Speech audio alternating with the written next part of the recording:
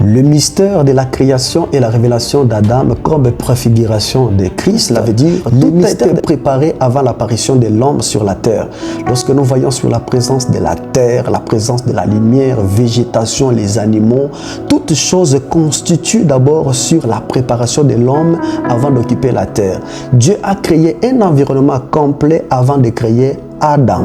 Cela veut dire, dans Genèse chapitre 1, verset 2, la Bible révèle que la terre était informe et vide. L'homme ne devrait pas être sur la terre si la terre n'avait pas quelque chose. Cela veut dire, Dieu prépare toujours ton environnement avant de te placer dans ta destinée. Faisons l'homme à notre image et selon notre ressemblance. Nous voyons l'image et deuxième des choses selon notre ressemblance. Le mot image reflète une nature spirituelle, capacité à manifester de Dieu. Alors le mot ressemblance, c'est un caractère, l'autorité et domination sur la création. Cela veut dire Adam est le représentant de Dieu sur la terre. Pourquoi? Parce que Dieu a commencé d'abord de créer l'environnement que Adam doit être autorité. Adam comme préfiguration de Christ. Là, nous prenons les parallélismes d'Adam et Christ. Première des choses, la Bible nous dit en 1 Corinthiens chapitre 15, verset 47, que le premier homme tiré de la terre est terrestre, le second homme est du ciel. Il y a déjà des choses que nous venons de comprendre, que le premier homme est terrestre, cela veut dire a été tiré de la terre, et le second homme, lui, est du ciel, qu'on appelle Christ.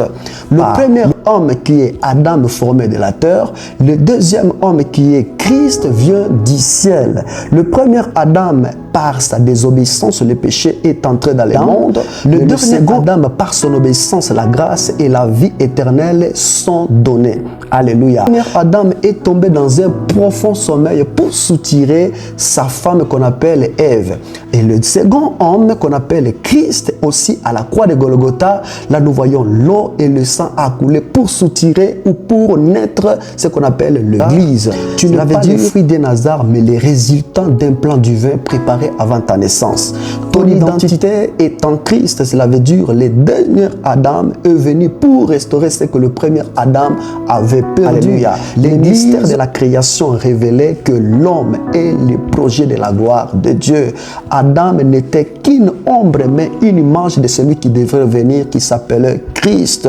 Le premier homme a ouvert la porte du péché, mais le second homme, il nous a montré la grâce.